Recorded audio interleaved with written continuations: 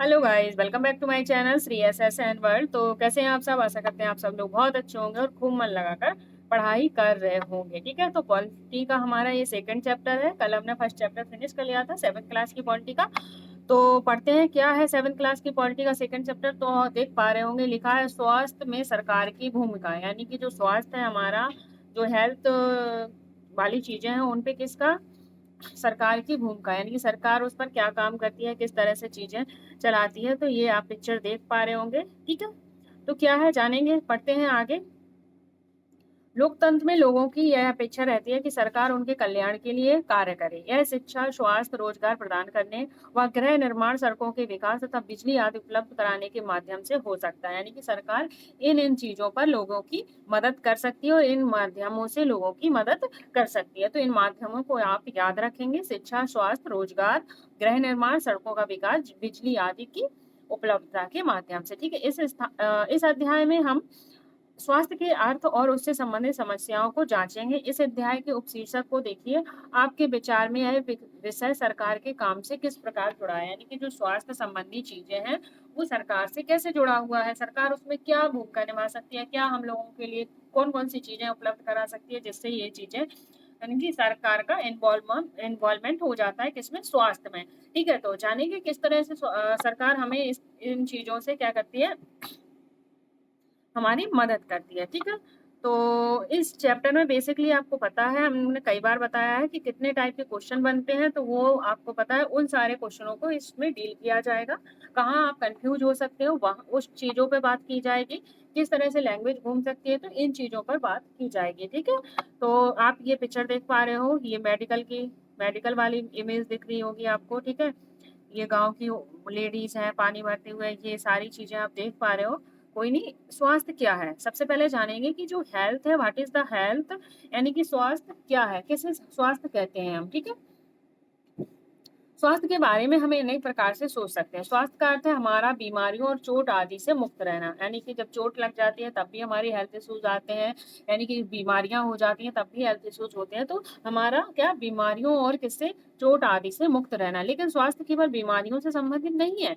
आपने उपयुक्त कोलाज में से केवल कुछ स्थितियों के ही स्वास्थ्य से जोड़कर देखा होगा। प्रायः हम ध्यान नहीं देते हैं कि उपयुक्त हर स्थिति का संबंध स्वास्थ्य से होता है। यानी कि ज्यादातर लोग क्या करते हैं, लोग क्या, हम लोग भी क्या सोचते हैं कि हम बीमार हो गए, हमें चोट लग गई तो वो क्या हो गया, हमारा हेल्थ खराब हो गया। ये दोनों चीजें हमारे हेल्थ से रिलेटेड है, यानी कि बीमारियां आ जाना ये क्या है, हमारे स्वास्थ्य से रिलेटेड है। बट स्वास्थ्य से क्या, स्वास्थ्य हमें इफेक्ट कहाँ से करता है, जिन जिन चीजों से हमारा स्वास्थ्य इफेक्ट होता है वे सारी चीजें हमारे क्या, स्वास्थ्य को स्वास्थ्य के लिए क्या होती है, जिम्मेदार होती हैं। तो वो क्या क्या चीजें हैं जिनसे हमारा हेल्थ खराब हो सकती है, कौन कौन सी और चीजें हैं जिन्हें हम हेल्थ में ऐड कर सकते हैं, उनके बारे में जानेंगे। ठीक है, बीमारी के अलावा हमारे लिए उन कारणों पर विचार करना आवश्यक है जो हमारे स्वास्थ्य पर प्रभाव डालते हैं, जो हमने अभी आपको बताया। उदाहरण के लिए, यदि लोग पीने के पानी के लिए स्वच्छ पानी और प्रदूषण मुक्त वातावरण मिले तो वे सामान्यतः स्वस्थ रहेंगे। दूसरी ओर, यदि लोगों को भरपेट भोजन ना मिले अथवा उन्हें घुटन भरी अवस्था में रहना पड़े तो क्या होगा, तो उनके बीमार होने की क्या होती है, संभावना बढ़ जाती है। तो ये सारी चीजें भी क्या होती हैं, स्वास्थ्य से रिलेटेड होती हैं। ठीक है, आगे बढ़ेंगे। हम सब चाहते हैं कि हम जो भी कार्य करें चुस्ती से और ऊंचे मनोबल के साथ करें। सुस्त और अकर्मण्य रहना, चिंताग्रस्त होना और लंबे समय तक डरे सहमे रहना स्वस्थ जीवन के लिए के लक्षण नहीं है। हम सबको तनाव मुक्त और प्रसन्न रखना क्या रहना चाहिए हमारे जीवन में। ये सभी पहलू स्वास्थ्य के हिस्से हो जाते हैं। कौन कौन से, यानी कि हम क्या करते हैं, चुस्ती, मतलब हमें क्या लेना चाहिए, चुस्त, यानी कि फुर्तीला और ऊंचे मनोबल के साथ रहना पड़े।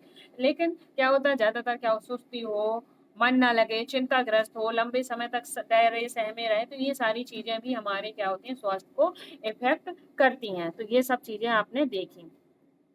आगे बढ़ेंगे, देखते हैं आगे क्या चीज है। देखो, इस लेसन से एक क्वेश्चन आता है, तो वो क्वेश्चन कैसे आता है वो मैं आपको बताऊंगी। अब भारत में स्वास्थ्य सेवाएं, यानी कि जो भारत है, हमारा इंडिया है, उसमें किस तरह की स्वास्थ्य सेवाएं प्रदान की गई हैं, उन सब के बारे में हम जानेंगे। आइए भारत में स्वास्थ्य सेवाओं के कुछ पहलुओं को क्या करें, परीक्षण करें। यहाँ दी गई तालिका, यानी कि जो तालिका है उन दोनों तालिकाओं की क्या करनी है, तुलना करनी है बेसिकली। तो देखेंगे क्या है। क्या कह रहा है कि संसार भर में भारत में सर्वाधिक चिकित्सक महाविद्यालय हैं और यहाँ सबसे अधिक डॉक्टर तैयार किए जाते हैं। लगभग हर वर्ष 30,000 से अधिक नए डॉक्टर योग्यता प्राप्त करते हैं। तो क्वेश्चन यहाँ से बन जाएगा कि सबसे ज्यादा चिकित्सक विद्यालय कहाँ पर है, तो वो हम संसार यानी कि दुनिया भर की यानी कि वर्ल्ड की बात कर रहा है। तो पूरे वर्ल्ड में सबसे ज्यादा चिकित्सक विद्यालय कहाँ पाए जाते हैं, हमारे भारत में पाए जाते हैं। और सबसे ज्यादा डॉक्टर जो बनते हैं वो कहाँ से बनते हैं, तो हमारे भारत, प्यारे भारत से ही डॉक्टर बनते हैं। हर साल का रेशियो क्या है, 30,000 से अधिक डॉक्टर यहाँ बने हर साल बनते हैं, यानी कि योग्यता प्राप्त करते हैं। तो ये इंपॉर्टेंट हो जाता है, क्वेश्चन पूछेगा। जिन्होंने एनसीईआरटी नहीं पढ़ी होगी वो ये चीजें नहीं बता सकते। ठीक है, तो सर्वाधिक चिकित्सक विद्यालय कहाँ है, भारत में। और सर्वाधिक डॉक्टर कहाँ बनते हैं, तो वो भी आपके भारत में बनते हैं। ठीक है, अब ये वाला बॉक्स देखते हैं। यहाँ क्या है, भारत में अधिकांश डॉक्टर शहरी क्षेत्रों में बसते हैं। कहाँ बस रहे हैं, शहरी क्षेत्रों में। ग्रामवासियों को डॉक्टर तक पहुंचने के लिए लंबी दूरी तय करनी पड़ती है। ग्रामीण क्षेत्रों में जनसंख्या के मुकाबले क्या है, डॉक्टर की संख्या काफी कम हो जाती है। यानी कि हमारे देश में डॉक्टर है, महाविद्यालय, हर चीज है, बट ग्रामीण क्षेत्रों के लिए ये सुविधाएं उपलब्ध नहीं है, क्योंकि जो डॉक्टर है वो ज्यादातर कहाँ बैठते हैं, सिटियों में बैठते हैं। तो ग्रामीण क्षेत्रों में सेम प्रॉब्लम अभी तक चली आ रही है। ठीक है, आगे बढ़ते हैं। पिछले वर्ष में स्वास्थ्य सुविधाएं यानी कि स्वास्थ्य सेवाओं की सुविधाओं में काफी क्या हुई है, वृद्धि हुई है। जो स्वास्थ्य सेवाएं थी पिछले वर्षों के अनुसार ज्यादा अच्छी हुई हैं, बेटर हुई हैं। यानी कि 1950 में भारत में केवल कितने, 1950 में भारत में केवल 2,717 अस्पताल थे, 2,717 अस्पताल थे। बट फिर क्या कह रहा है, सन 1991 में क्या, 1991 में 11,174 अस्पताल थे। ठीक है, 11,174। एंड सन 2017 में कितने हो गए हैं, तो 23,583 क्या हो गए हैं, हॉस्पिटल्स हो गए हैं। यानी कि 23,583 हॉस्पिटल हो चुके हैं। तो इस तरह से क्या हुई है, वृद्धि हुई है। तो इन चीजों को आप ध्यान रख सकते हो, जैसे कि पूछ सकता है, स्टेटमेंट में भी डाल के पूछ सकता है, तो वो चीज आपको याद रहे। 1950 में 2,717 थे, 1991 में 11,174 हो जाते हैं, और 2017 में 23,583 अस्पताल हो जाते हैं। ठीक है, आगे बढ़ेंगे, ये वाला बॉक्स देखते हैं। भारत में करीब 5 लाख लोग प्रतिवर्ष तपेदिक मतलब टीबी से मर जाते हैं। क्या कह रहा है, भारत में लगभग करीब 5 लाख लोग, कितने लोग, 5 लाख लोग हर साल टीबी वाली बीमारी से मरते हैं। स्वतंत्रता प्राप्ति से अब तक इस संख्या में कोई परिवर्तन नहीं हुआ है। हर वर्ष मलेरिया से लगभग कितने, मलेरिया से लगभग 20 लाख मामलों की रिपोर्ट प्राप्त होती है। यह संख्या कम नहीं हो रही है। यानी कि इतनी सारी मेडिकल सुविधाएं हैं, सबसे ज्यादा हमारे यहाँ डॉक्टर बनते हैं, सबसे ज्यादा हमारे यहाँ हॉस्पिटल्स हैं, विद्यालय सबसे ज्यादा विद्यालय है डॉक्टर बनने के लिए। फिर भी हमारे यहाँ क्या है, जब से हमने स्वतंत्रता प्राप्ति के बाद से ये सारी चीजें जो क्यों चली आ रही है, यानी कि 5 लाख लोग हर साल टीबी से मरते हैं, तो आज भी वही चीजें चली आ रही है। मलेरिया के 20 लाख मामलों की रिपोर्ट आती है हर वर्ष, तो वो सेम सिचुएशन चली आ रही है।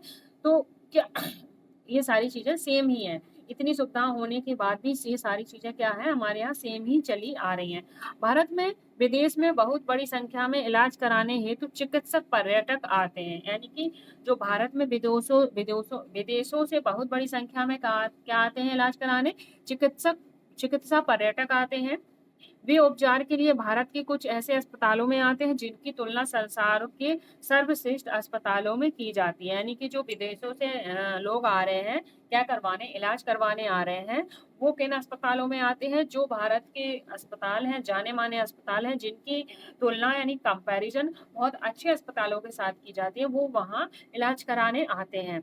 ठीक है, यहाँ से क्वेश्चन बनेगा। अब आप बता दीजिए इस वाले बॉक्स से कैसा क्वेश्चन बनेगा, अपना अपना माइंड लगाइए, फिर मैं आपको बताती हूँ। ठीक है, हम सबको पीने का स्वच्छ जल उपलब्ध नहीं कर पा रहे हैं। संचारणीय बीमारियां पानी के द्वारा एक से दूसरे में लगती हैं। यानी कि जो बीमारियां क्या है, संचारणीय होती हैं, जो क्या होती है, एक दूसरे में फैलती हैं। वो सारी बीमारियां किससे लगती हैं, तो पानी से होती हैं। इन बीमारियों में से 20% जल जनित होती है। यानी कि जो बीमारियां हैं, संचारणीय बीमारियां, वो उन सारी बीमारियों का रेशियो कितना हो जाता है, 21% जल से ये बीमारियां होती हैं। जैसे हैजा हो गया, पेट के कीड़े हो गए, और हेपेटाइटिस, ये सारी चीजें किससे होने वाली बीमारी है, तो पानी से होने वाली बीमारी है। इन बीमारियों का नाम आप याद रखेंगे। तो आपको मैंने ये बॉक्स का क्या बताया था, क्वेश्चन बनाने को बताया था, तो आप बनाइए। जब तक मैं ये वाले बॉक्स भी पढ़ लेती हूँ। फिर कह रहा है कि भारत विश्व का दवाई निर्माता करने वाला तीसरा सबसे बड़ा देश है। तो ये तो बहुत ही इजी क्वेश्चन है, फैक्चुअल है, ध्यान रखेंगे। विश्व में तीसरा सबसे बड़ा दवाई निर्माता वाला देश है। और यहाँ क्या है, यहाँ भारी मात्रा में दवाइयों का क्या होता है, निर्यात किया जाता है। आगे बढ़ेंगे। भारत के समस्त बच्चों में से आधों को खाने के लिए पर्याप्त भोजन नहीं मिलता और वे अल्प पोषण के शिकार हो जाते हैं। यानी कि दवाई निर्मित करने में तो वो तीसरा स्थान हासिल किए हुए हैं, बट जो भारत में बच्चे हैं, आधे बच्चों को क्या नहीं मिल रहा है, पर्याप्त भोजन नहीं मिल रहा है, जिसके कारण उन्हें क्या हो रहा है, अल्प पोषण के शिकार हो जाते हैं और उन्हें बीमारियां घेर लेती हैं। तो देखो क्या क्या सिचुएशन दी गई है, दोनों प्रकार की सिचुएशन दी गई है। आई होप आपने इसका वो बना लिया होगा, आंसर, क्वेश्चन और आंसर बना लिया होगा। अगर बनाया है तो मैं बताती हूँ, उससे मैच करिए क्या आपका यहाँ तक दिमाग पहुंचा या नहीं पहुंचा है। तो सबसे पहला क्वेश्चन ये बन जाता है कि चिकित्सक पर्यटक कौन होते हैं, चिकित्सक पर्यटक क्या कहलाते हैं। सीधा सीधा स्टेटमेंट डालेगा, भारत में विदेशों से आए हुए लोग, भारत में विदेश से आए हुए लोग या विदेशों से आए हुए लोग भारत में इलाज कराने आते हैं, वो चिकित्सक पर्यटक कहलाते हैं, राइट है। या फिर भारत के लोग विदेशों में इलाज कराने जाते हैं, वो चिकित्सक पर्यटक कहलाते हैं, तो रॉन्ग है। क्या है, जिसने एनसीईआरटी नहीं पढ़ी होगी ना, वो 100% ये क्वेश्चन रॉन्ग करके आएगा। क्यों आएगा, क्योंकि उसे नहीं पता चिकित्सक पर्यटक। तो क्या करेंगे, लोगों के माइंड में क्या है कि विदेशों में ज्यादा अच्छा इलाज होता है, हमारे भारत में इलाज अच्छा नहीं होता है। बट एनसीईआरटी में क्या कह रहा है कि जो चिकित्सक पर्यटक किसके लिए यूज किया जा रहा है, जो विदेश के लोग हमारे यहाँ भारत में इलाज कराने आते हैं, उन्हें चिकित्सक पर्यटक कहा जाता है। ठीक है, इस चीज का आप बहुत अच्छे से ध्यान रखेंगे, क्वेश्चन बना सकता है यहाँ से। ठीक है, आगे बढ़ते हैं। अगर चीजें क्लियर हो रही हैं तो लाइक शेयर सब्सक्राइब करते रहिएगा और हमारे साथ जुड़े रहिएगा।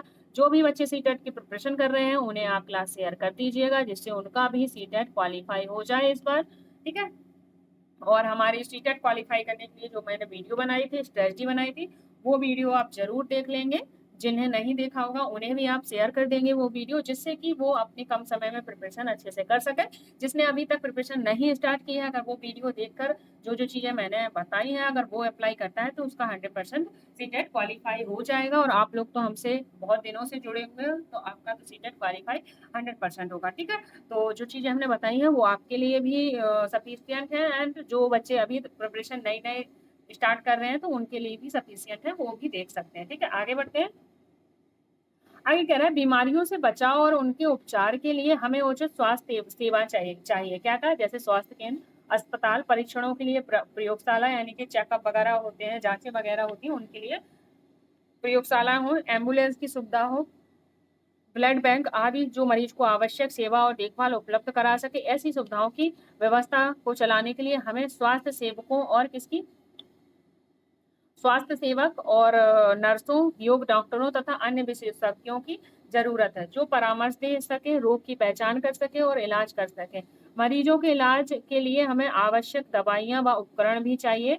जब हम बीमार होते हैं तो अपने इलाज के लिए हमें इन सुविधाओं की क्या पड़ती है, जरूरत पड़ती है। ठीक है, तो ये सारी सुविधाएं हमें क्या होनी चाहिए, प्रोवाइड होनी चाहिए। आगे बढ़ते हैं। भारत में बड़ी संख्या में डॉक्टर, दवाखाने और अस्पताल हैं। देश में सार्वजनिक स्वास्थ्य सेवाओं को चलाने का पर्याप्त अनुभव ज्ञान भी उपलब्ध है। ये ऐसे चिकित्सालय हैं और स्वास्थ्य केंद्र हैं जिन्हें सरकार चलाती है। ठीक है, तो जो सार्वजनिक स्वास्थ्य सेवाएं होती हैं वो क्या होती है, सार्वजनिक मतलब सभी के लिए बनी है। वो क्या होती है, वो गवर्नमेंट द्वारा चलाई जाती हैं। और जो गवर्नमेंट चीजें चलाती है उन पर सबका अधिकार होता है और उन्हें सब लोग यूज कर सकते हैं। ठीक है, तो सार्वजनिक सेवाएं, स्वास्थ्य सेवाएं कौन चलाती है, जिन्हें सरकार चलाती है। आगे बढ़ते हैं। सरकार अपनी जनसंख्या के एक बड़े भाग की देखभाल करने में समर्थ है, जो सैकड़ों और हजारों गांव में फैली हुई है। इस विषय पर हम बाद में अधिक विस्तार से चर्चा करेंगे। साथ ही चिकित्सा विज्ञान में बहुत असाधारण प्रगति हुई है, जिसके चलते देश में इलाज की नई तकनीकी और विधियां उपलब्ध हुई हैं। फिर भी दूसरा स्तंभ दिखता है, यानी कि हमारी जो गवर्नमेंट है उसने कई सार्वजनिक स्वास्थ्य केंद्र खोले हुए हैं और गांव के लोग हैं जो हैं उनके लिए सारी सुविधाएं उपलब्ध कराई हैं। बहुत सी चीजें में सुधार हुआ है, तकनीकी विधियों में सुधार हुआ है। फिर भी एक इनका क्या होता है, दूसरा पहलू आ जाता है। क्या दूसरा पहलू आ जाता है, इस बारे में देखेंगे। क्या कह रहा है कि हमारे देश में स्वास्थ्य की स्थिति इतनी कितनी खराब है। उपयुक्त सकारात्मक विकास के बाद भी हम जनता को उचित सेवाएं देने में असमर्थ हैं। जैसे कि आपने बॉक्स 1 और बॉक्स 2 पढ़ा था कि ये सारी चीजें हो रही हैं। भारत सार्वजनिक विद्यालय भारत में है, सार्वजनिक क्या डॉक्टर्स बन रहे हैं, दवा बनाने में तीसरे स्थान पे है। और यहाँ क्या है, यहाँ आधे से आधे बच्चों को क्या भोजन नहीं दे पा रहा है, भारत में भोजन नहीं मिल रहा है उन बच्चों को, उनकी स्थिति खराब हो रही है। और जो गांव के लोग हैं उन्हें स्वास्थ्य सुविधाएं नहीं मिल रही। तो दो पहलू होते हैं, यानी कि यहाँ भारत ग्रो कर रहा है, पर दूसरी साइड क्या हो रहा है, दूसरी साइड लोगों को उचित चीजें नहीं मिल पा रही है। तो ये दो पहलू हो जाते हैं। अब देखेंगे क्या है, उपयुक्त सकारात्मक विकास के बाद भी हम जनता को उचित सेवाएं देने में क्या है, असमर्थ हैं। यह विरोधाभास जनक स्थिति हो जाती है। विरोधाभास यानी कि कैसी विरोधाभास, यानी कि एक साइड तो अच्छी अच्छी चीजें लग रही हैं, यानी कि सारी चीजें अच्छे से चल रही हैं, पर दूसरी साइड उन चीजों का लोग यूज नहीं कर पा रहे हैं, उन्हें उन चीजों की सुविधाएं नहीं मिल रही हैं। ठीक है, जो हमारी अपेक्षाओं के विपरीत है। हमारे देश के पास पैसा है, ज्ञान है और अनुभवी व्यक्ति हैं, फिर भी हम सबको आवश्यक स्वास्थ्य सेवाएं देने में असमर्थ हैं। हम इस अध्याय में कुछ कारणों को जानेंगे, यानी कि कारण मतलब कुछ एग्जाम्पल से इन चीजों को जानेंगे कि ऐसा क्यों है। देखो, सरकारी अस्पताल में क्या होता है, सरकारी अस्पताल में अगर आप लोग गए होगे तो अक्सर क्या करना पड़ता है, लंबी लाइनें लगाकर इंतजार करना पड़ता है।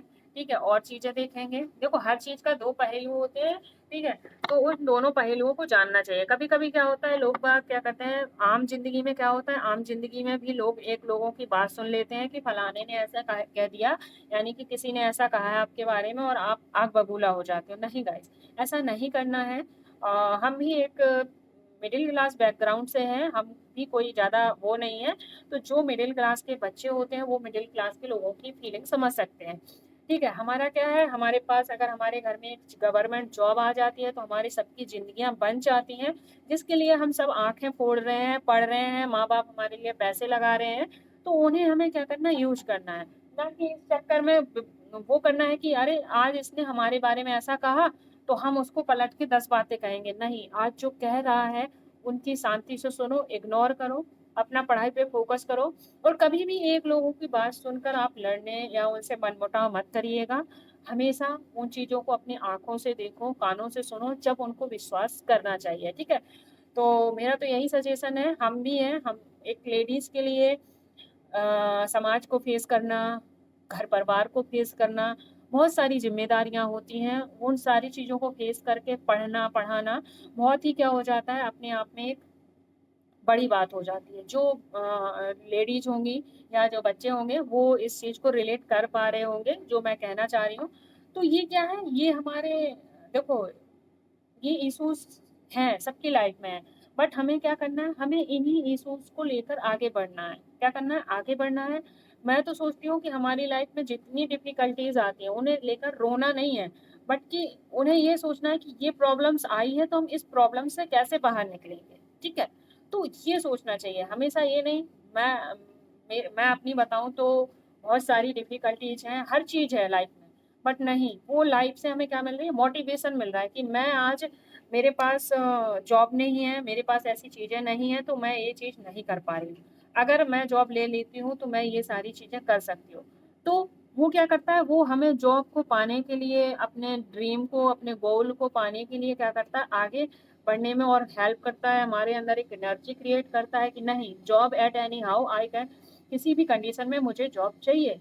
तो हम लोग क्या करते हैं, पढ़ते हैं। तो ये मत सोचिए कि नहीं, अगर फलाना सॉरी, मैं ये वर्ड यूज करी, फलाना मतलब दूसरे लोग, कोई दूसरा मेरी मदद कर दे तो ये प्रॉब्लम सॉल्व हो जाएगी। नहीं, हमेशा प्रॉब्लम को खुद से डील करने की कोशिश करिए कि आखिर मैं ये क्यों नहीं डील कर सकती, मैं डील करके दिखाऊंगी। तो ये सारी चीजें अपने अंदर लानी चाहिए और खुद से ही अपना मोटिवेशन बनाना चाहिए।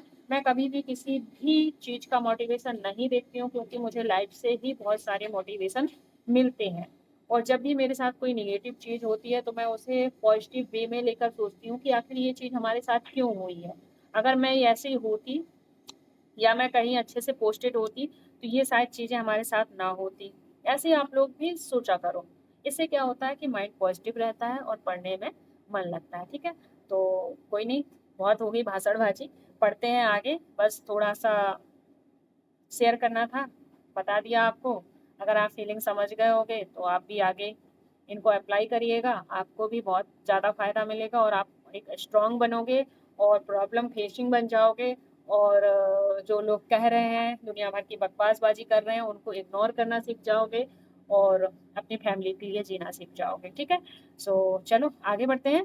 तो जो इलाज है, जो सुविधाएं हैं, उनके बारे में जानते हैं। तो एग्जाम्पल के थ्रू समझाया गया है। तो क्या है इलाज का खर्चा? ये दो फ्रेंड्स हैं। क्या है? ये दो फ्रेंड्स हैं, एक ये। अब वो बात कर रहा है कि अमन और रंजन क्या है। अमन और रंजन क्या है? अच्छे मित्र हैं। रंजन जो है वो क्या है, अमीर परिवार से है, और जो अमन है वो गरीब परिवार से। ये दोनों इलाज करवाने जा रहे हैं। तो जो अमीर परिवार से, उनने क्या किया, प्राइवेट प्राइवेट अस्पताल में इलाज करवाया, और जो अमन है वो क्या कर रहा है भाई, सरकारी अस्पताल में इलाज करा रहा है। तो आपको पता है कि क्या होता है, सरकारी अस्पतालों में भीड़ लगी रहती है, लाइंस में लगना पड़ता है। और रंजन का क्या था, रंजन गया, उसने फीस भरी, फीस लग गई, उसकी फीस दिया 500 1000 जितनी भी लगे, और अपने आराम से इलाज कराया, आ गया, और उसको जल्दी से आराम मिल गया। पर अमन का क्या था, अमन गया, उसे लाइन में लगना पड़ा, पर उसकी फीस तो नहीं लगी, पर उसे क्या हुआ, लाइन में लगना पड़ा, और ये सारी चीजें उसके साथ हुई, जब जाके उसे क्या, उसका इलाज हुआ। तो ये सारी चीजें क्या बताई गई हैं, इनमें अंतर बताया गया है सरकारी अस्पताल में और क्या, प्राइवेट अस्पताल में। तो क्या मैं पढ़ दूं एक बार स्टोरी? अगर आप चाहते हो तो मैं पढ़ देती हूँ। ठीक है? क्या कह रहा है, अमन बड़े दिनों बाद मिला, कैसे हो? क्या कह रहा है, कैसे हो? तो मुझे वायरल बुखार हो गया था, और मुझे क्या हुआ, अस्पताल जाना पड़ा, अमन कह रहा है। तो क्या पढ़ूं, ये स्टोरी है, कोई जरूरी नहीं है, तो आप देख लेना। बस डिफरेंस बताए गए हैं government hospital and private hospital के बारे में, जो कि आप लोग जानते हो। ठीक है, आगे बढ़ते हैं।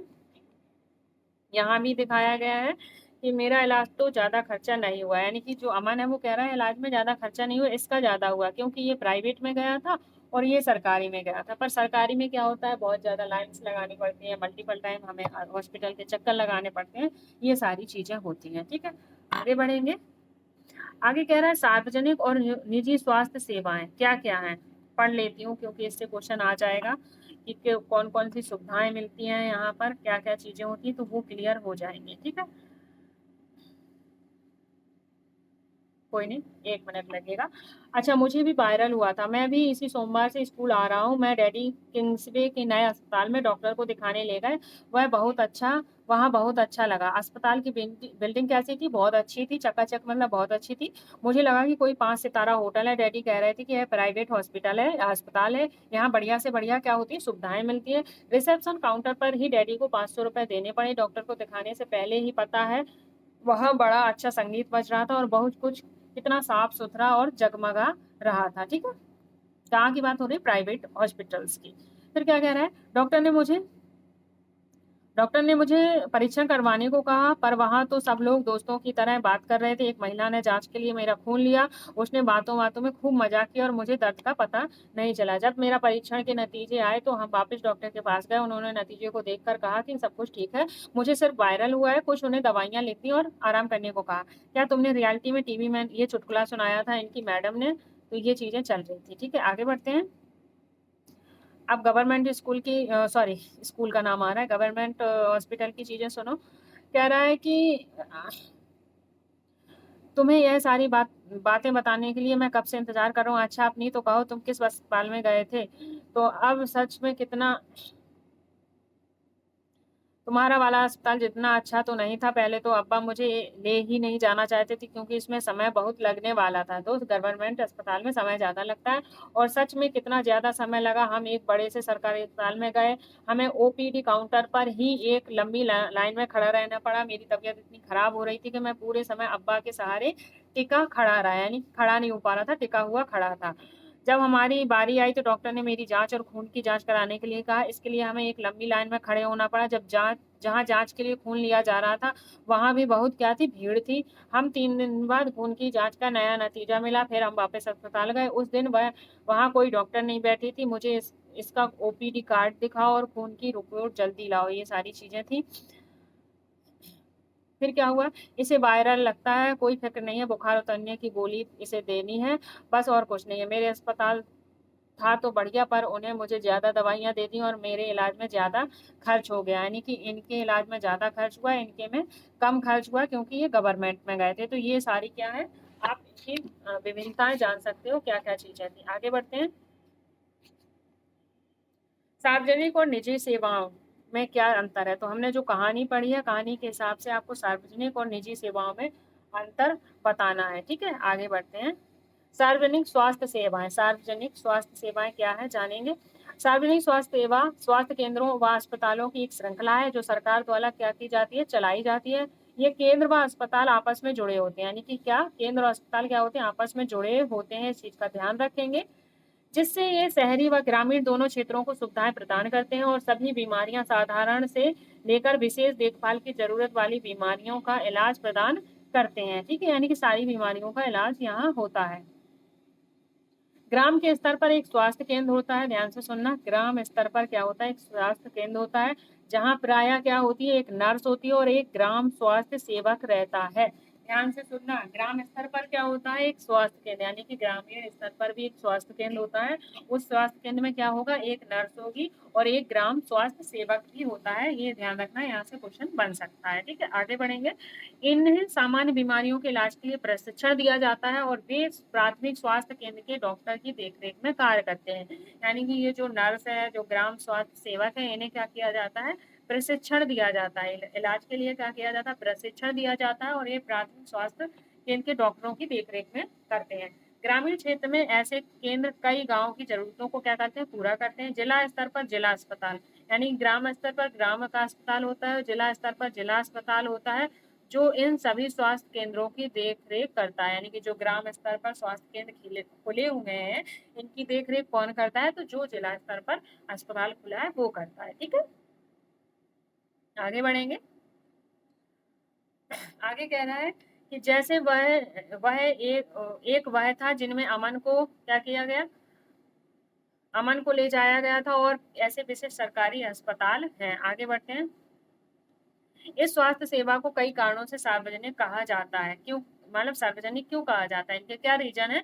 तो सरकार ने सभी नागरिकों को स्वास्थ्य सेवाएं प्रदान करने की वचनबद्धता को पूरा करने के लिए ये अस्पताल और स्वास्थ्य केंद्र स्थापित किए। इन सेवाओं को चलाने के लिए धन उस पैसे से आता है जो लोग सरकार को टैक्स के रूप में देते हैं। यानी कि जो हम लोग सरकार को टैक्स के रूप में चीजें पैसे देते हैं, उन्हीं पैसों से हमारे स्वास्थ्य सेवाओं के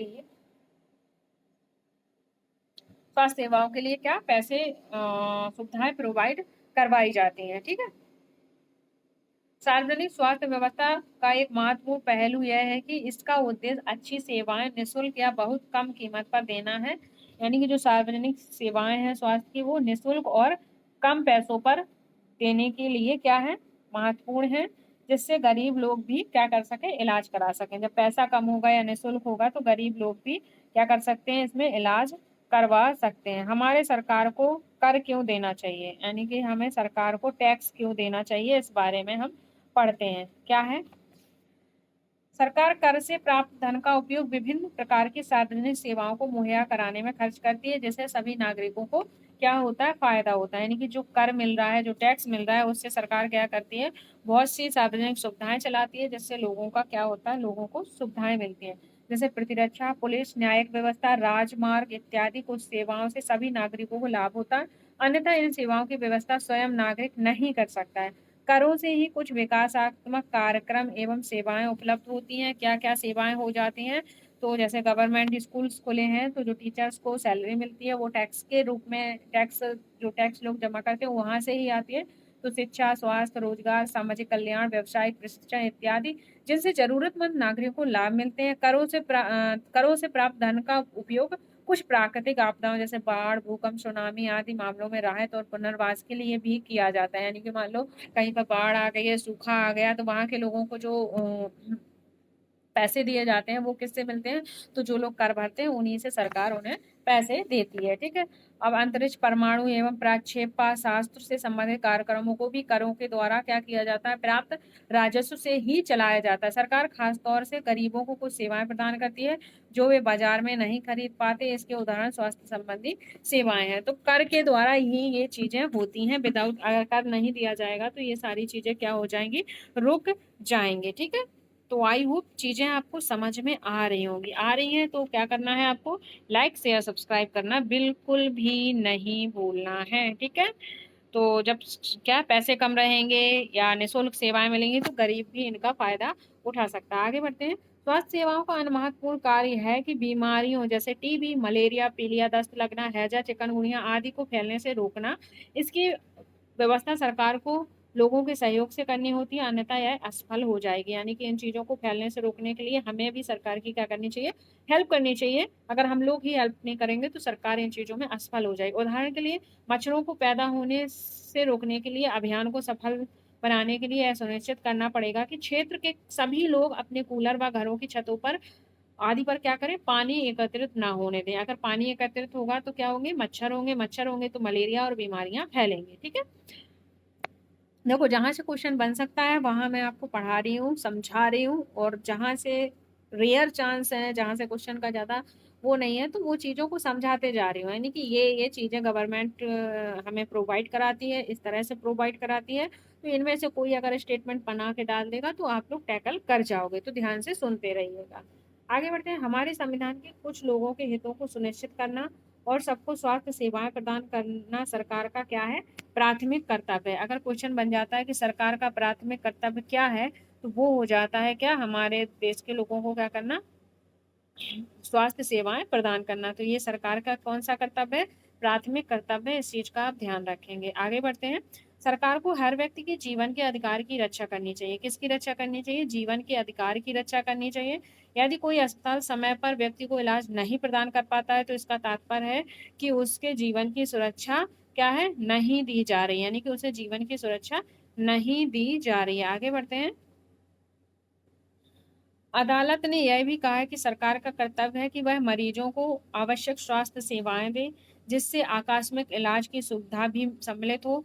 अस्पताल और उन स्वास्थ्य संबंधी कर्मचारियों को आवश्यक इलाज प्रदान करने की जिम्मेदारी क्या करनी चाहिए, पूरी करनी चाहिए। तो आई होप चीजें क्लियर हो रही होंगी। तो ये सारी चीजें चल रही हैं। अब मुझे बताइए, जो जीवन का अधिकार है वो किस आर्टिकल से जोड़ा गया है। तो जीवन का अधिकार, यानी कि जीवन का अधिकार में कौन आर्टिकल है, तो देखो यहाँ से ही चीजें निकलती हैं। अगर आपने फंडामेंटल राइट्स पढ़े होंगे, मौलिक कर्तव्य आपने पढ़े होंगे, तो आपको पता होगा कौन कौन से राइट्स के बारे में बात हो रही है। जीवन का अधिकार क्या है, जीवन का अधिकार किससे, यानी कि फंडामेंटल ड्यूटीज, यानी कि ये सारी चीजें आपको पता होनी चाहिए कि कौन सी चीजें कहाँ से ली गई हैं, और कौन सा फंडामेंटल राइट्स में क्या आता है, जीवन का अधिकार आता है। उसका आर्टिकल कौन सा है आपको पता होना चाहिए। अगर नहीं है तो वो है आर्टिकल 21। आर्टिकल 21 के अंदर आपके जीवन के अधिकार की रक्षा, यानी कि जो हमारा जीवन का अधिकार है वो किस किस आर्टिकल में आ रहा है, तो वो आपका आता है किसमें, आर्टिकल 21 में। नोट डाउन कर लेंगे, ठीक है। तो आई होप चीजें आपको क्लियर हो रही होंगी। अगर हो रही हैं तो लाइक शेयर सब्सक्राइब करना आपको नहीं भूलना है। और जो स्वास्थ्य का अधिकार था, स्वास्थ्य का अधिकार जीवन के अधिकार से कैसा जोड़ा, तो वो मैं बता देती हूँ। एक क्या हुआ था, एक लोग थे हाकिम शेख कहाँ के थे, पश्चिम बंगाल के खेतिहर मजदूर थे। उन्होंने क्या किया था, पश्चिम बंगाल यानी कि पश्चिम बंगाल खेत मजदूर समिति वर्सेस पश्चिम बंगाल, इन्होंने केस किया था। क्या हुआ था इन्हें, इनकी तबीयत खराब थी और इन्हें कहीं भी क्या हुआ, एडमिट नहीं किया जा रहा था, जिसके कारण इनकी हालत और खराब होती जा रही थी। तो इसलिए उन्होंने केस किया था कोर्ट में और कहा था कि स्वास्थ्य के अधिकार को किस में जोड़ा जाना चाहिए, जीवन के सॉरी हाँ, जीवन के अधिकार से जोड़ा जाना चाहिए। तो स्वास्थ्य के अधिकार को भी जीवन के अधिकार में जोड़ा जाता है। जीवन का अधिकार किस आर्टिकल में दिया गया है, तो आर्टिकल 21 की बात करता है।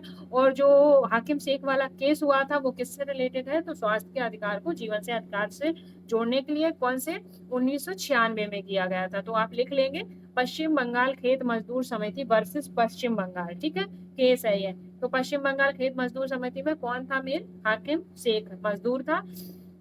और कब हुआ था, 1996 में। किस लिए हुआ था, स्वास्थ्य के अधिकार को जीवन के अधिकार से जोड़ने के लिए हुआ था। तो ये एक्स्ट्रा पॉइंट है, ये आप लोग लिख लेंगे। अब बढ़ते हैं निजी स्वास्थ्य सेवाएं। निजी स्वास्थ्य सेवाएं क्या है, इनके बारे में जानते हैं। हमारे देश में कई तरह की निजी स्वास्थ्य सेवाएं पाई जाती हैं। बड़ी संख्या में डॉक्टर अपने निजी दवाखाने चलाते हैं। ग्रामीण क्षेत्रों में पंजीकृत चिकित्सा व्यवसायी, यानी कि आरएमपी। तो ये क्या है, आरएमपी, आरएमपी का फुल फॉर्म है पंजीकृत चिकित्सा व्यवसायी। क्या है, पंजीकृत चिकित्सा व्यवसायी। इस चीज का ध्यान रखेंगे। ग्रामीण क्षेत्रों में पंजीकृत चिकित्सा व्यवसायी यानी कि आरएमपी मिल जाते हैं। शहरी क्षेत्रों में बड़ी संख्या में डॉक्टर हैं जिनसे जिनमें से बहुत से विशेषज्ञ सेवाएं प्रदान करते हैं। निजी रूप से चलाए जा रहे अस्पताल व नर्सिंग होम भी हैं।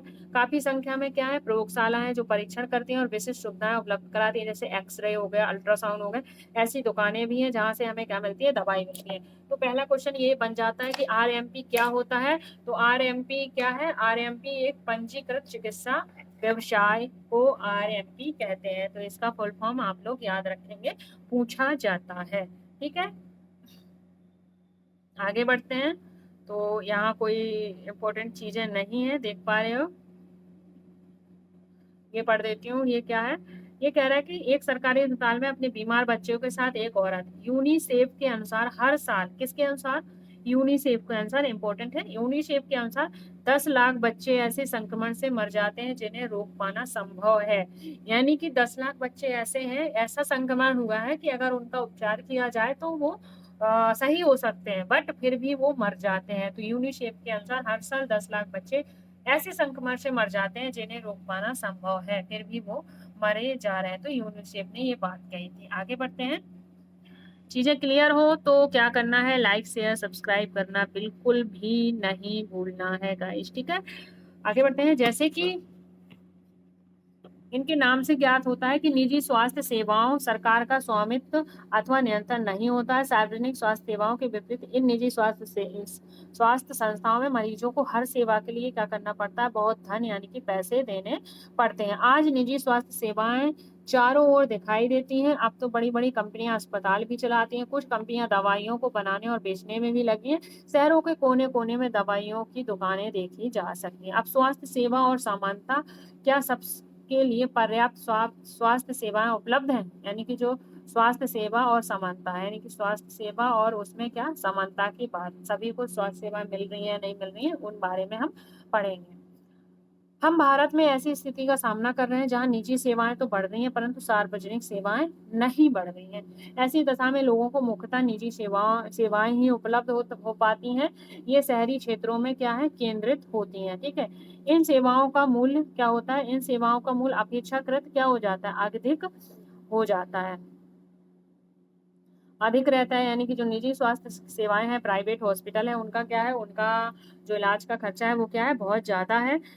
ये सबको पता है। ठीक है, दवाइयां महंगी होती हैं और बहुत से लोग उन्हें खरीदने में क्या होते हैं, समर्थ नहीं होते, और इसीलिए जब बीमार परिवार में बीमारी होती है तो उन्हें क्या लेना पड़ता है, ऋण लेना पड़ता है इलाज के लिए, क्योंकि इतना महंगा इलाज ही है, कहाँ से कराएंगे बेचारे इलाज। ठीक है, तो कुछ निजी सेवाएं अधिक कमाने के लिए प्राय ऐसे कार्यों को प्रोत्साहित करती हैं जो सही नहीं है। यानी कि जो निजी सेवाएं हैं ज्यादा पैसे कमाने के लिए हर चीज का रेट ज्यादा रखती हैं, और जिससे जो गरीब होते हैं वो ऋण लेके इलाज करवाते हैं और उनका जीवन क्या हो जाता है, ऋण में ही गुजर जाता है। ठीक है, कई बार सस्ते तरीके उपलब्ध होने पर भी उनके प्रयोग नहीं किए जा सकते। उदाहरण के लिए प्रायः देखा जाता है कि कुछ चिकित्सा जरूरत से ज्यादा दवाइयां, इंजेक्शन या सलाइन आदि की सलाह देते हैं, जबकि साधारण इलाज भी पर्याप्त हो सकता था। ठीक है, लेकिन पैसों कमाने के लिए वो ये चीजें करते हैं। अब आगे बढ़ते हैं। ये क्या है, भारत आयुर्विज्ञान परिषद का आयुर्विज्ञान नैतिक संहिता कहता है। यानी कि भारत जो है वो क्या है, भारतीय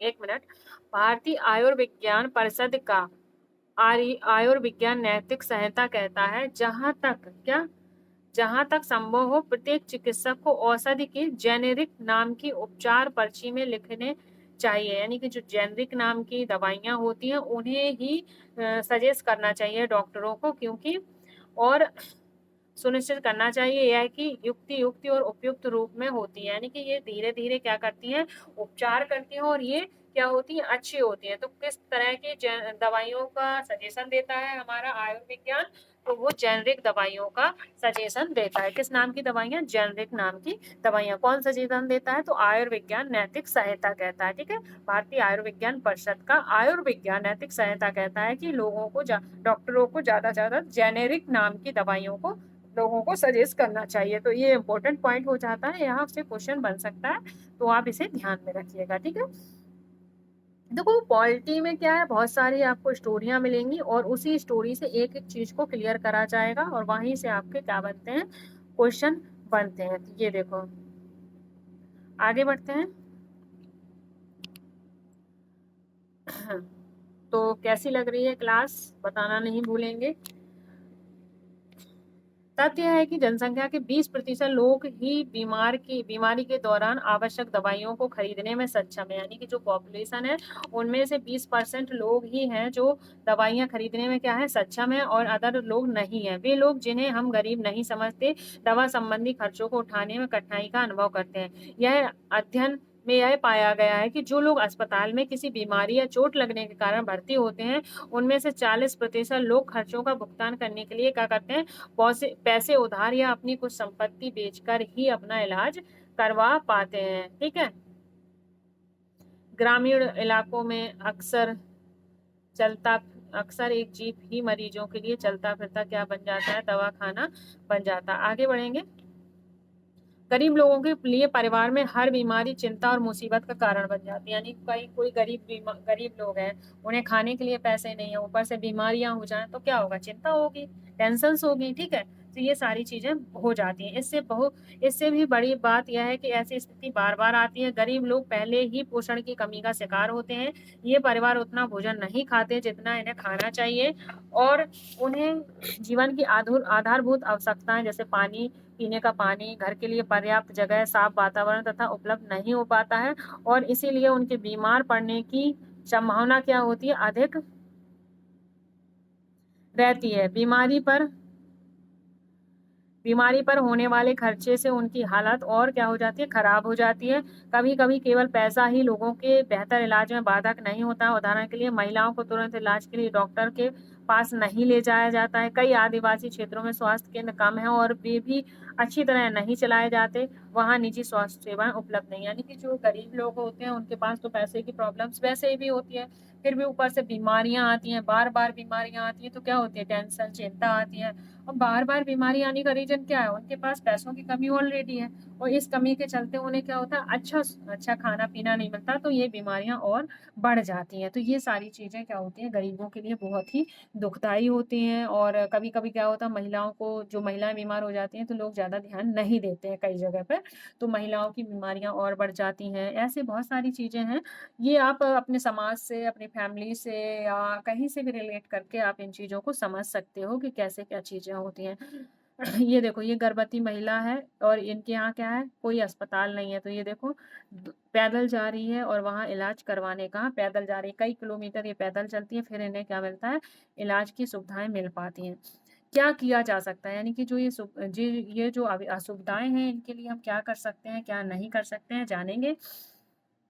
इसमें कोई संदेह नहीं है कि हमारे देश में लोगों के स्वास्थ्य की दशा अच्छी नहीं है। यह सरकार का उत्तरदायित्व है कि वह अपने सब नागरिकों को, विशेषकर गरीबों और सुविधाहीनों को गुणात्मक स्वास्थ्य सेवाएं प्रदान करें। फिर भी लोगों का स्वास्थ्य जितना जीवन की आधारभूत सुविधाओं पर और उनकी सामाजिक स्थिति पर क्या करता है, निर्भर करता है, उतना ही स्वास्थ्य सेवाओं के ऊपर, यानी कि जो स्वास्थ्य सुविधाएं हैं उन्हें प्रदान करना चाहिए। एक मिनट, क्या कह रहा है,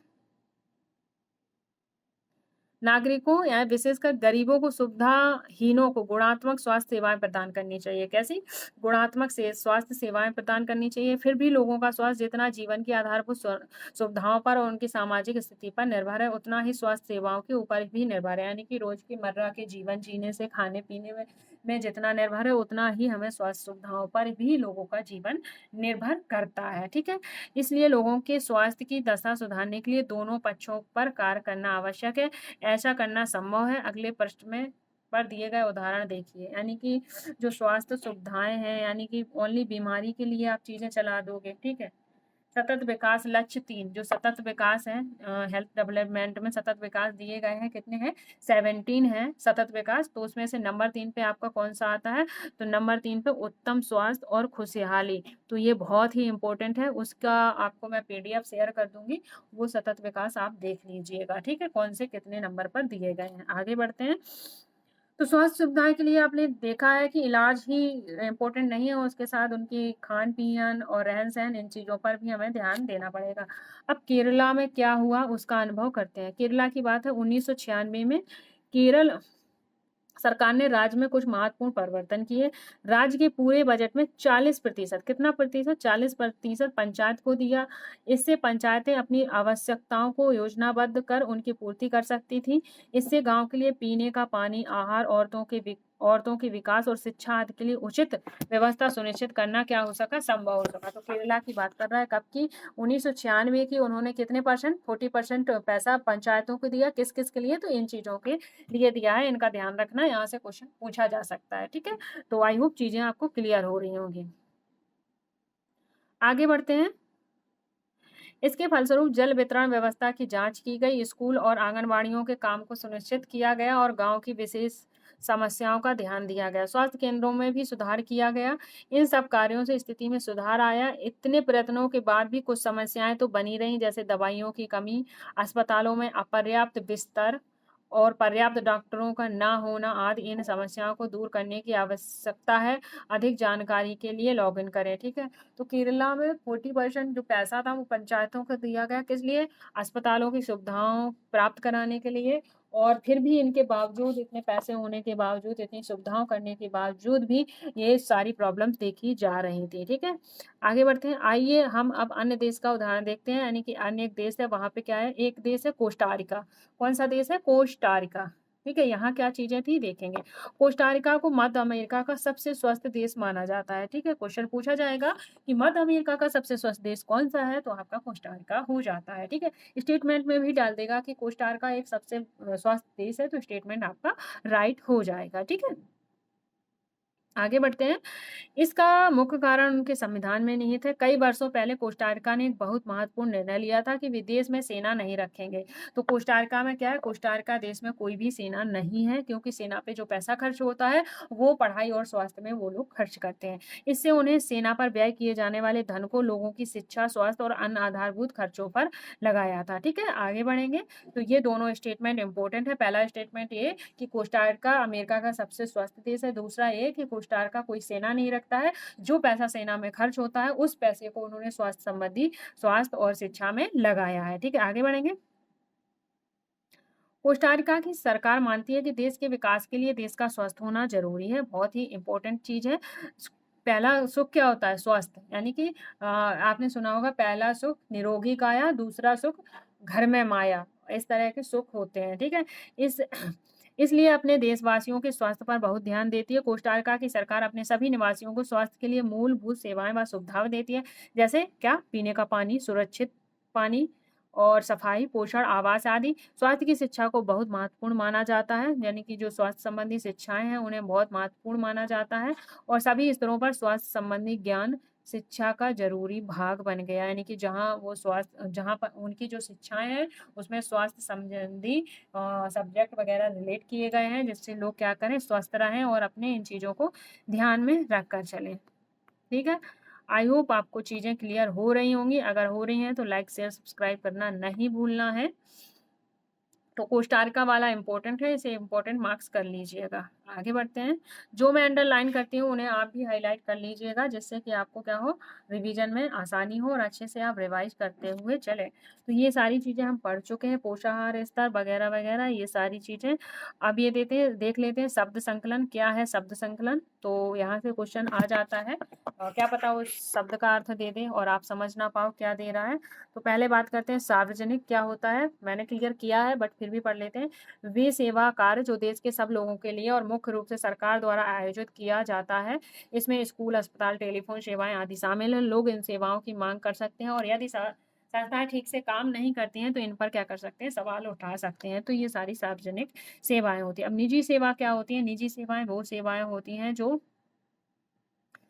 वह सेवा या कार्य जो किसी व्यक्ति या कंपनी द्वारा अपने मुनाफे के लिए आयोजित किया जाता है। क्या, वह सेवा और कार्य जो किसी व्यक्ति के द्वारा किसके लिए, अपने मुनाफे के लिए आयोजित किया जाता है, वो निजी कार्य है।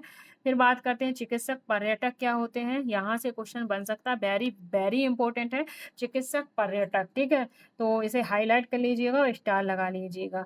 ये वे विदेशी पर्यटक हैं जो इस देश के उन अस्पतालों में अपना इलाज कराने के लिए विशेष रूप से यहाँ आते हैं, जहाँ उन्हें अपने देश की तुलना में बहुत कम मूल्य पर विश्व स्तरीय सुविधा प्राप्त होती है। यानी कि हमारे यहाँ जो विश्व स्तरीय हॉस्पिटल्स हैं, वहाँ की जो फीस है, वहाँ का जो पैसा, यानी कि जो इलाज में पैसा लगता है वो वर्ल्ड के मुकाबले बहुत ही कम होता है। और विदेशी लोग यहाँ पे क्या करते हैं, इलाज करवाने आते हैं। इन्हें हम क्या कहते हैं, चिकित्सक, पर्यटक कहते हैं। ठीक है, अब बात करते हैं संचारणीय बीमारी। संचारणीय बीमारी क्या होती है? जो एक दूसरे से लोगों में फैलती हैं, वो संचारणीय बीमारी होती है। देखो, ये वे बीमारियां होती हैं जो व्यक्ति से एक दूसरे व्यक्ति के माध्यम से संचारित होती हैं, जैसे पानी, भोजन और हवा। ठीक है, इस चीज का आप ध्यान रखेंगे। आगे बढ़ते हैं। अब ओपीडी क्या था, मैंने पढ़ा दिया है, फिर भी पढ़ लो। ओपीडी क्या है? ओपीडी आउट पेशेंट डिपार्टमेंट है। ये क्या है? ये ओपीडी का फुल फॉर्म है, इसे याद रखेंगे, इंपॉर्टेंट है, पूछ सकता है। तो ओपीडी का फुल फॉर्म आउट पेशेंट और डिपार्टमेंट, यानी कि ओ पी और डी। ठीक है, ये हिंदी में लिखा है, शायद समझो ना। तो OPD, OPD out patient department, या हिंदी में पूछे तो हिंदी में बाह्य रोगी विभाग। क्या? बाह्य रोगी विभाग। तो दोनों ही याद रखोगे आप। ठीक है, इंग्लिश में याद रखोगे तो बेटर रहेगा, क्योंकि इंग्लिश लैंग्वेज भी देता है, तो इंग्लिश का चेंज तो नहीं करेगा। हिंदी में कुछ डिफिकल्ट शब्द डाल दे, पर हिंदी का तो सेम ही रहेगा, और सॉरी इंग्लिश का। तो ओपीडी मतलब आउट पेशेंट डिपार्टमेंट या बाह्य रोगी विभाग। ठीक है, आगे बढ़ते हैं। अस्पताल में किसी विशेषज्ञ वार्ड में भर्ती होने से पहले रोगी को कहाँ ले जाते हैं? ओपीडी में ले जाते हैं। इस चीज का आप ध्यान रखेंगे। 1 मिनट मैं चार्जिंग पे लगा लूँ, मेरा चार्ज नहीं है। ठीक है, अब मैं बात करती हूँ नैतिक उपचार। क्या है नैतिक उपचार, इस बारे में जानेंगे। तो नैतिक उपचार क्या कह रहा है कि किसी व्यक्ति के व्यवहार को प्रभावित करने वाले नैतिक सिद्धांत। क्या? किसी व्यक्ति को किसी व्यक्ति के व्यवहार को प्रभावित करने वाले नैतिक सिद्धांत क्या होते हैं? नैतिक आचार होते हैं। अब है जेनेरिक नाम की जो दवाइयाँ थी, जो सजेस्ट करते थे, कौन करते थे? तो भारतीय आयुर्वेदिक संस्थान सजेस्ट करता था। क्या कहता था कि जो जेनरिक नाम की दवाइयाँ हैं वो क्या है, जानेंगे। तो दवाइयों के रासायनिक नाम। दवाइयों के रासायनिक नाम वे दवाइयों में प्रयुक्त सामग्रियों की पहचान करने में मदद करते हैं। वे विश्व स्तर पर मान्यता प्राप्त है। उदाहरण के लिए क्या? आपकी एसिटाइल और सालिसैलिक एसिड और एस्पिरिन का जेनेरिक नाम है। तो याद रखेंगे, जो जेनेरिक दवाइयाँ हैं उन्हें क्या है? उन्हें विश्व स्तर पर मान्यता प्राप्त है। और ये क्या होती हैं? ये जो जिन चीज़ों से बनती हैं उनकी जानकारी है, और वो कौन कौन सी हैं? तो एसिटाइल है और सालिसैलिक है, सालिसैलिक एसिड एंड एस्पिरिन का जेनेरिक नाम है। तो इन चीज़ों का आप ध्यान रखेंगे। और आई होप आपको ये लेसन क्लियर हो गया होगा। अगर ये लेसन क्लियर हुआ है तो आपको क्या करना है? लाइक शेयर सब्सक्राइब करना नहीं भूलना है। एंड क्लास के साथ बने रहना है, दोस्तों को सजेस्ट करना है क्लास को, जिससे उनका भी सीटेट क्लियर हो और आप भी अच्छे से पढ़ाई करें, आपका भी सीटेट क्लियर हो। सो आई होप आप लोग अच्छे से पढ़ाई कर रहे होंगे। नहीं कर रहे हो तो करने लगिए, क्योंकि 1 मंथ आपके पास बचा है, और अच्छे से जी जान से मेहनत कर लीजिए और एक बार में अपना सीटेट निकालिए और अदर एग्जाम की प्रिपरेशन करिए। जैसे कि एनवीएस का कैलेंडर जारी हो गया, एनवीएस में सीटेट वालों को मौका मिलेगा, तो आप पूरी कोशिश करिए। अगर आप 6 घंटे पढ़ते हो तो 8 घंटे पढ़िए, बट सीटेट क्वालिफाई करिए। जो मैंने स्ट्रेटजी बताई है वो जरूर फॉलो करिए, आपका आराम से निकल जाएगा, टेंशन लेने की जरूरत नहीं है। So thank you guys, take care and bye bye.